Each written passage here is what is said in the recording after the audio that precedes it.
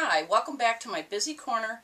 This is lesson 17 where I'm going to show you how to make a very large blanket.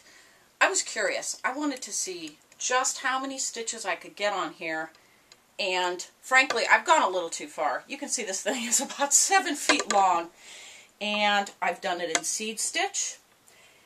I've spent about 12¼ hours so far knitting on it. And I have 2 more rows to go.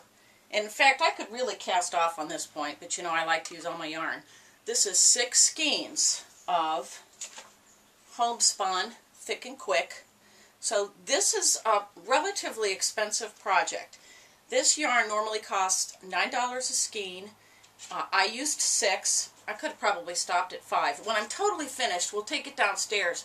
I'm going to lay it on my bed and we'll see just how big it really is. But anyway, I wanted to show you how to go about finishing this up. So as I said, it's 6 skeins thus far. I was going to knit 2 more rows, and so far it is 136 rows.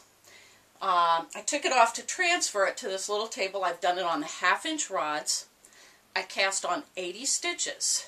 So this is the normal length of rod that I sew with my kit and I tell you to make. So basically this rod is about 11½ inches long, you know, after you've stuck it in your elbow.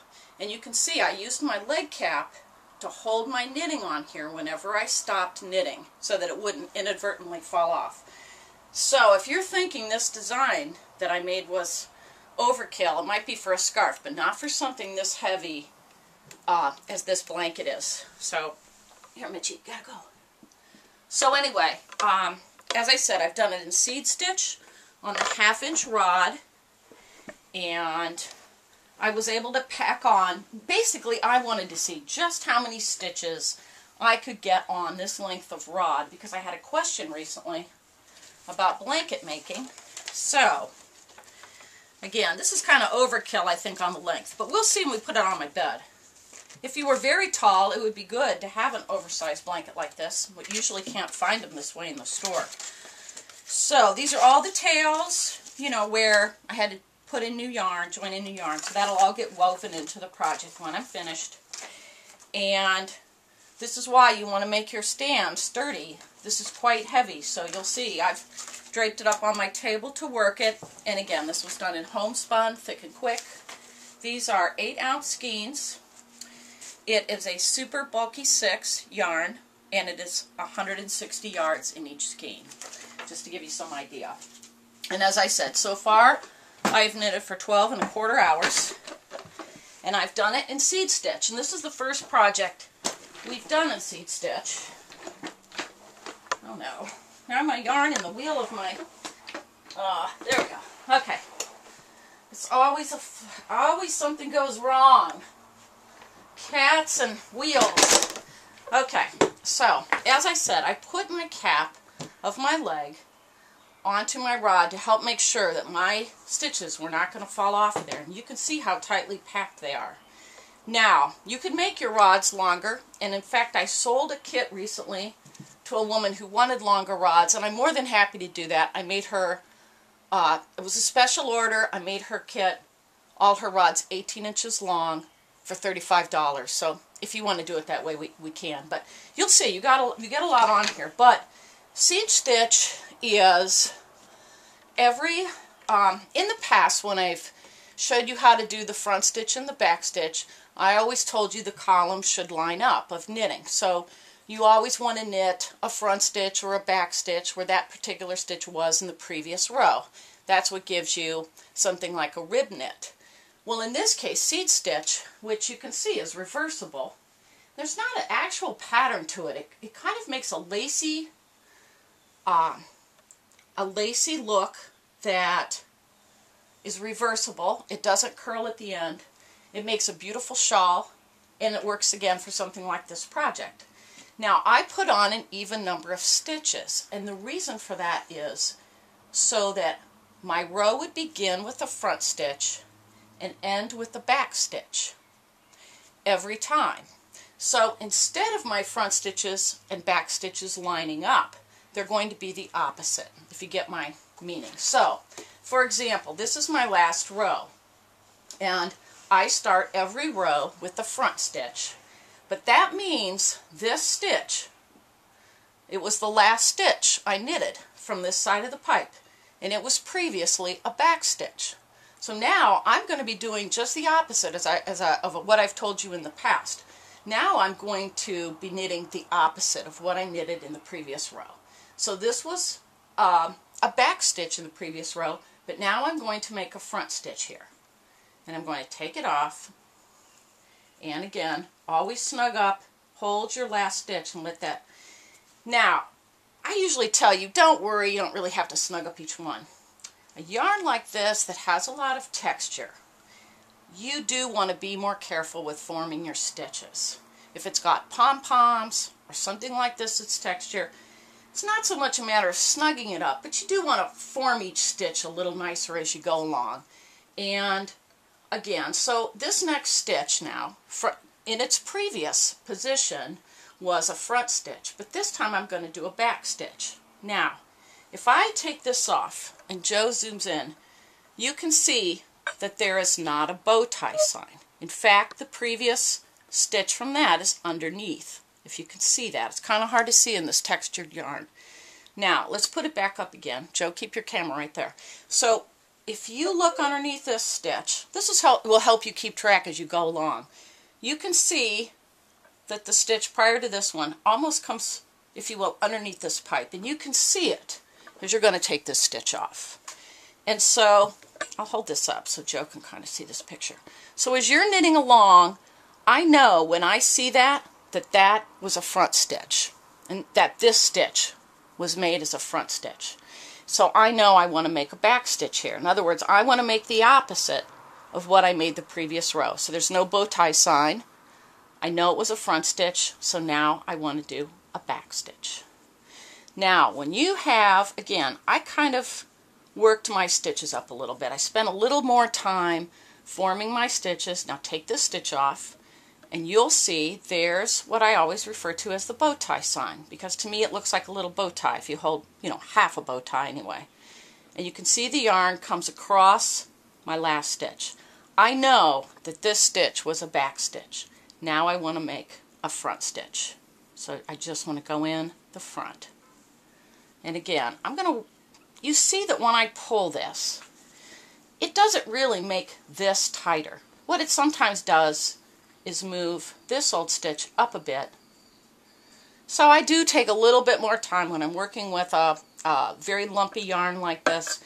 Each row of 80 stitches took me 5 minutes. So again, this was about 12¼ hours of work on the 1/2-inch pipe. You could do, double your yarn, put on fewer stitches, but that's the maximum capacity on these 12-inch rods. So again, let's take off the next stitch. Maybe you were talking just like I was. I forgot where I was. Well, I see that last stitch was a front stitch. My yarn is coming on this side rather than the bow tie sign. So I know now I need to make that as a back stitch if I'm going to work in this pattern. And that is how you make seed stitch. Again, here's the bow tie sign that what I call the bow tie sign. And just take your yarn underneath. Now, as you're working these, and again, you'll see I'm kind of taking my stitch, I'm kind of working it up there a little bit. I'm kind of positioning it a bit.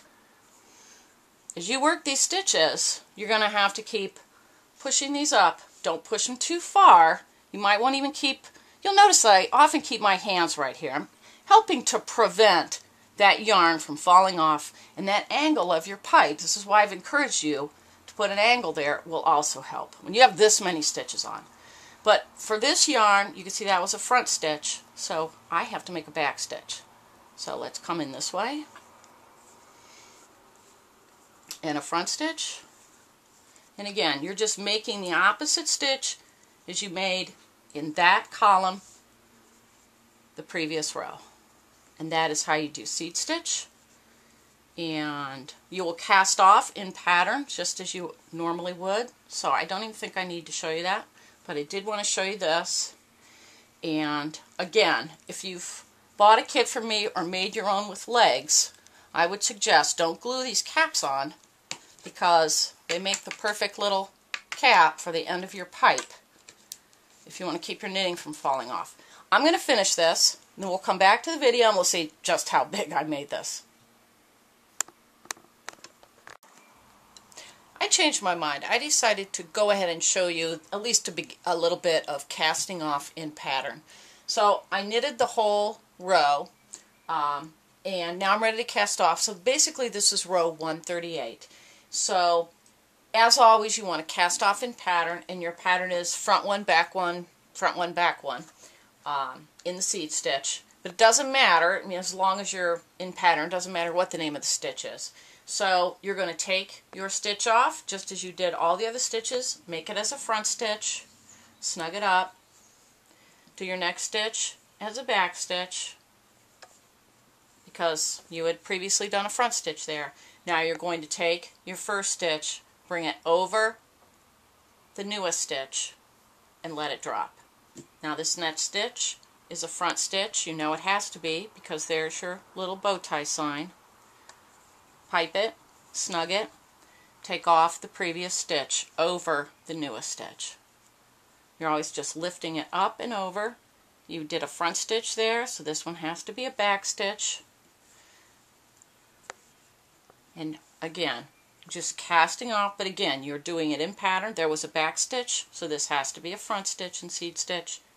And you will continue in this manner until you have completed the row.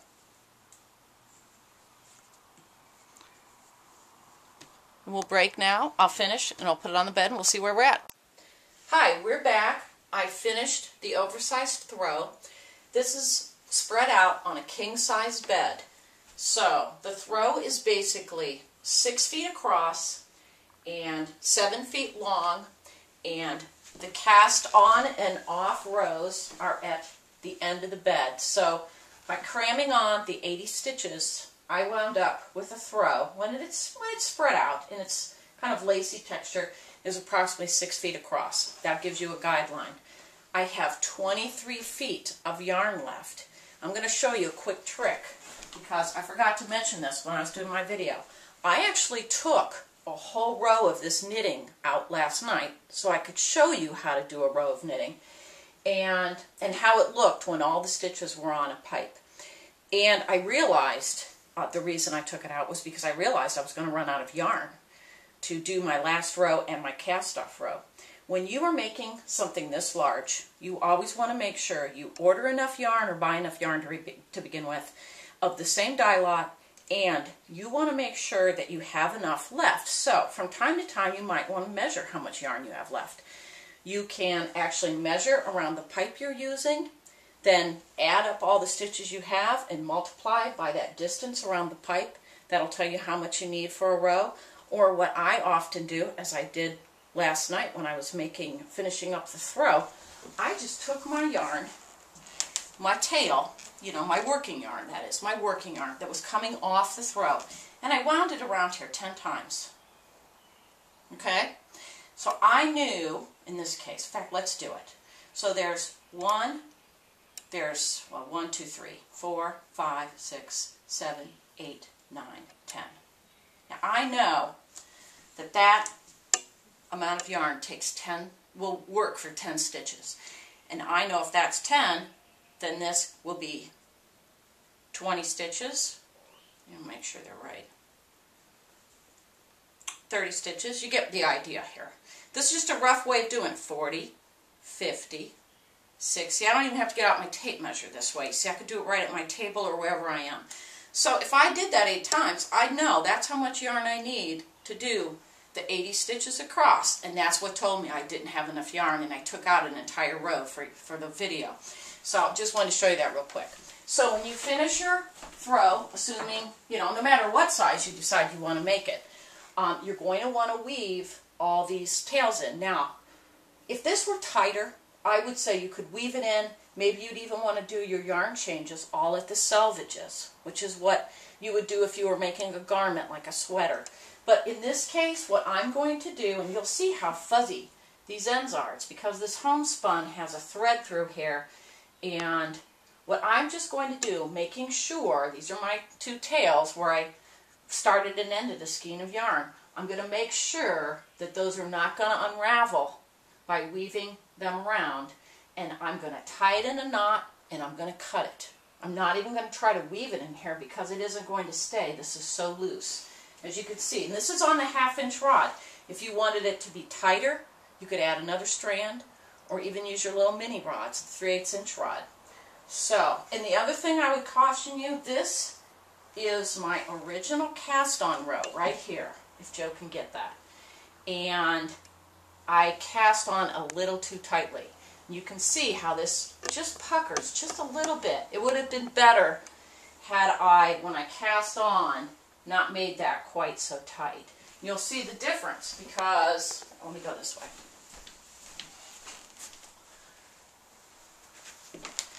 This is where I cast off, and you can see it's a little bit looser. Some people would recommend doing a different type of cast on also, and you can check your knitting book. I can't say offhand what you would call that, but I always do that slingshot cast on. But anyway, there you have it. That's how you can make a very large throw for about $54 plus tax, and it would make a beautiful gift. Just don't forget to weave in all your ends. And I will say what I would like to do for my next lesson is to take all your questions that you've had on all these videos so far. So if you will email me at laurasbusycorner@gmail.com, and I will try to address all your concerns. No question is stupid, by the way. It can be about yarn, it can be about how you cast on large pipes. I have had a question recently for a request for a pattern for a slouchy hat. So anything like that, please email me and I will put together a video that will address all your questions. Thanks.